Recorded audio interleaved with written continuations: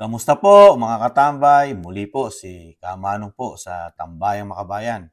Ito po, meron po tayo kukumentuhan. Pakikinggan po. Isa po nating kasamang makabayang vlogger po. Ito po ang issue po, siyempre po, ang sinasabi po ng, you know, ng pinakamataas po sa survey ngayon na pambato po, di umano, na administrasyon na. Hindi na po si Speaker Romualdez po ang nagiging pambato po ng administrasyon. At hindi na rin po si VP Sara dahil sa tingin ni Kamanong wala ng unit team. Kaya po binabakbakan na rin po ni Senador Rapi Tulfo ang mga Duterte, lalo ang VP Sara dahil nakikita po ni Kamanong kung magiging totoo po, magiging pambato po ng administrasyon si Senador Rapi Tulfo. Pero bago po natin pakinggan ang ating kasamang makabayang vlogger, nagpapasalamat po muli si Kamanong sa nakakagusto po ng ating Malita Channel sa YouTube at syempre sa TikTok, Tambayang Makabayan. Komento ni Kamanong. Ito po, pakinggan na po natin at komentuhan po natin. Nanawagan si Senator Rafi Tulfo na tanggalin sa trabaho ang mga tauhan ng Department of Environment and Natural Resources na responsable sa pagsubaybay sa Mount Apo National Park dahil sa kanilang kapabayaan na payagan ng mga hindi autorisadong business establishment sa loob ng protected area. Sa pagdinig ng Committee on Environment, Natural Resources, and Climate Change noong 3 ng Abril ngayong taon, binigyang diin ni Tulfo ang obligasyon ng ahensya na pigilan ang pagtatayo ng mga pribadong istruktura, lalo na ang mga walang environmental compliance certificates. Kailangan itong mga taga-Protected Area Monitoring Office na may jurisdiksyon sa Mount Apo ay pagsisibakin nyo. Kapag hindi nyo pagsisibakin ang mga yan, pagdududahan ng mga tao na hanggang sa taas-taasan ay tumatanggap din, sabi pa ni Tulfo. Ang galit ni Tulfo ay nagugat sa pambababoy sa Chocolate Hills nang patayuan nito ng resort sa Paanan, subalit kaduda-duda na mas maingay ito sa isyu ng Mount Apo, na wala naman nagrereklamo kundi siya. Pero, ang tanong, nasaan ba ang Mount Apo, di ba nasa Davao, na sinabi pa niya na umabot na daw sa kataas-taasan ng koneksyon nito? Sino ba ang matataas sa Davao, di ba mga Duterte? Hindi kaya bala na naman ito ni Tulfo laban sa mga Duterte na isangkot sila sa isyu. Hindi nakapagtataka na isa na si Tulfo ngayon na nagtatanim ng mga batikos sa mga Duterte, dahil siya lang naman ang mahigpit na makakalaban ni Inday Sara Duterte sa presidential election sa 2028. Malinaw na nasa panig na si Senator Tulfo ng Marcos, kaya daw hindi nakapagtataka na natatalo na nito si VP Sara sa mga survey, dahil sa suporta ng admin ni Marcos. Hindi kasi talaga makakuha ng mataas na rating ang kanilang pambato sana sa 2028 na si Speaker Martin Romualdez, kaya naman ang Marcos admin ay si Tulfo ang sinusuportahan at halatang tuluyan ng tinalikuran si Sara Duterte. Ayon nga sa paalala ng isang netizen na ito ay, huwag na pong tangkilikin itong si Mr. Tulfo. Kung meron man sa 32 million na bumoto kay VP Sara na nanonood sa TV program at radio program ni Senator Rafi Tulfo, huwag na po tayong manood at makinig dito. Sobra na po ang pagmamalabis nitong si Mr. Tulfo sa kasikatan at kapangyarihan ibinigay natin sa kanya dahil sa isang pagkakamali. Kung meron man ang isang kawal na si Private First Class Raymond Kenlog ay tinawag po siya ni Senator Tulfo na duwag. Para sa isang maliit sundalong laging napapasabak sa laban at sasabihin ng isang makapangyarihan ng duwag ay masakit po ito. Ito po ay pagyurak sa pagkasundalo. Dahil sa pangyayaring ito, number 1 man, na sa survey si Tulfo may boboto pa kaya sa kanya ng mga sundalo, pulis at iba pang autoridad na kung ipahiya niya sa Senate hearing niya ay ganun na lang. Samantala, ang kakamping na si DJ Chacha ay sumausaw na rin sa isyu ng Westfit. Ayan po mga katambay. Ito po makabayang vlogger natin. Napakagaling po. Komentuhan po natin. Tama po lahat ang sinabi ng ating makabayang vlogger mga katambay. Si Senador Rapi Tulfo, di po ba? Talagang nakikita po natin ang kanyang ginagawa pong style sa Senado.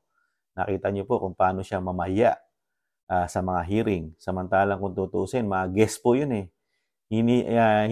Pinapupunta nila rin as in guest. Di ba? Para hindi pahiyain. Di ba? Pero doon po, hinuhusgahan na po yung mga guests. Di ba?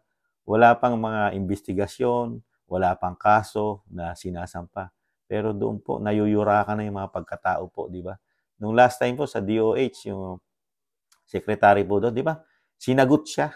Pinagsasagot po siya, di ba? Nung secretary ng DOH. Halos napahiya siya ron. Tapos yung sundalo po, di ba? Yung sundalo sa kanyang programa, di ba? Pinahiya niya habang nasa labanan, di ba? At yung sundalo, nakakalungkot yung ating bayani. Namatay po yun, mga katambay. Pero hindi natin siya yata o hindi lang alam ni Kamano kung humingi man lang siya ng tawad o pasensya ron sa sundalo o sa pamilya nung naiwan ng bayani sundalo natin, di ba? At napakarami pa. Napakarami niya pong sinasawsawang issue, di ba? Yung ano na po nangyari sa Lotto na bilyon-bilyon po yun, di ba? At napakarami pang iba na siya sinasawsawan, iniimbestigahan.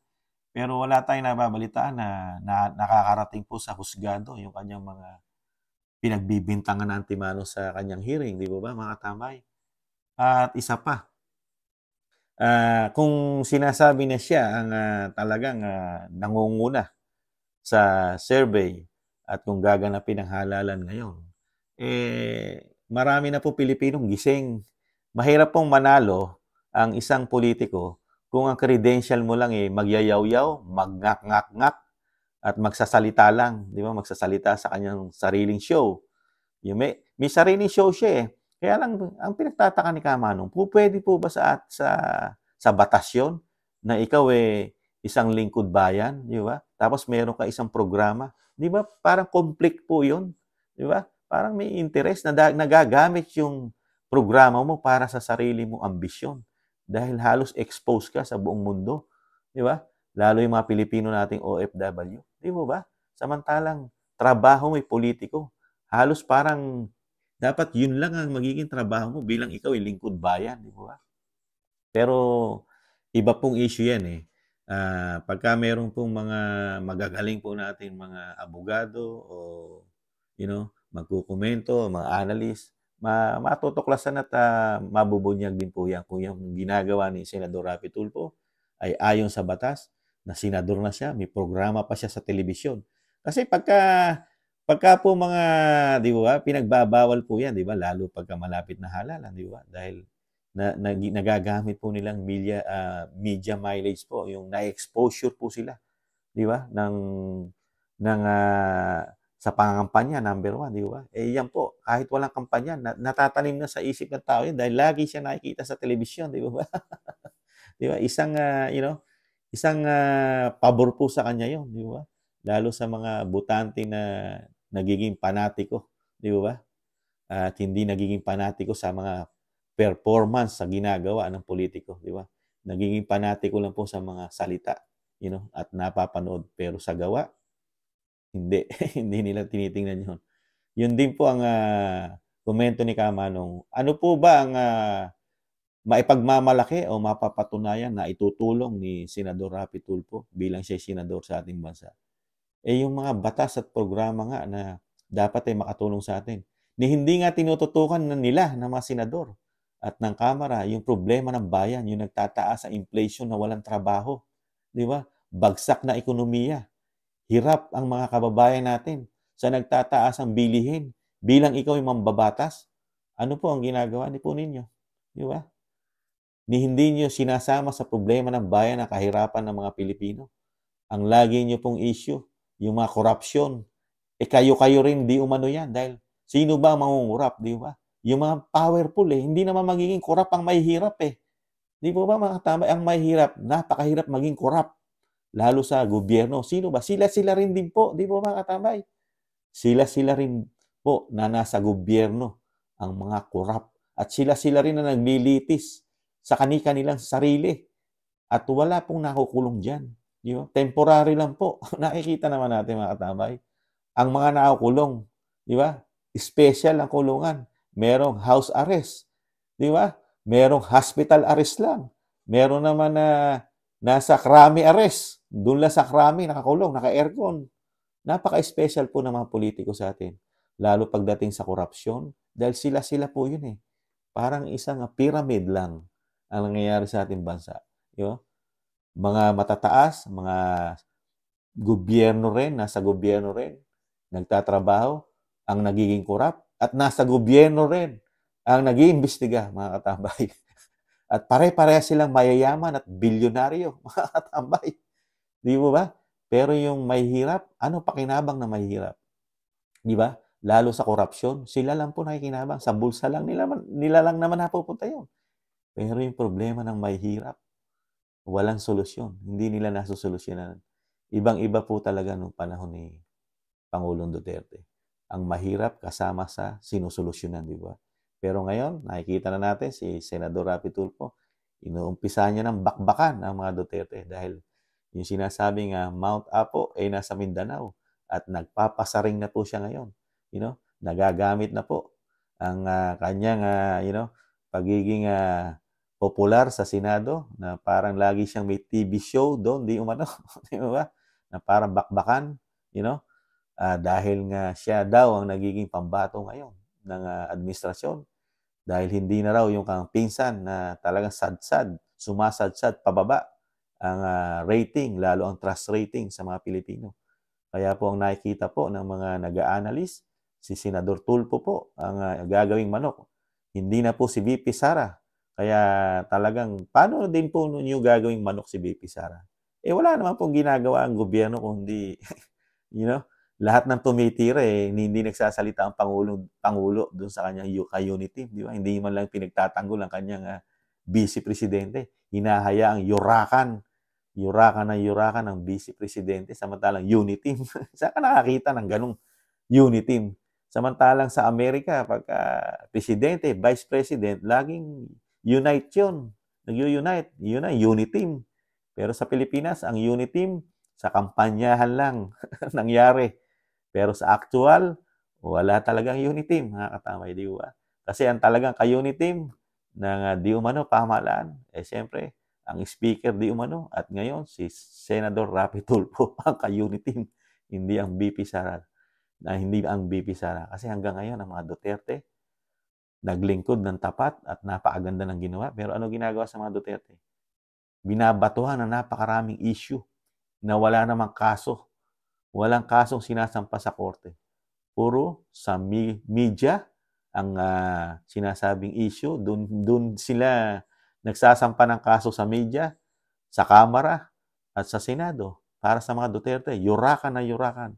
Di ba? Kung saan-saan sinasangkot.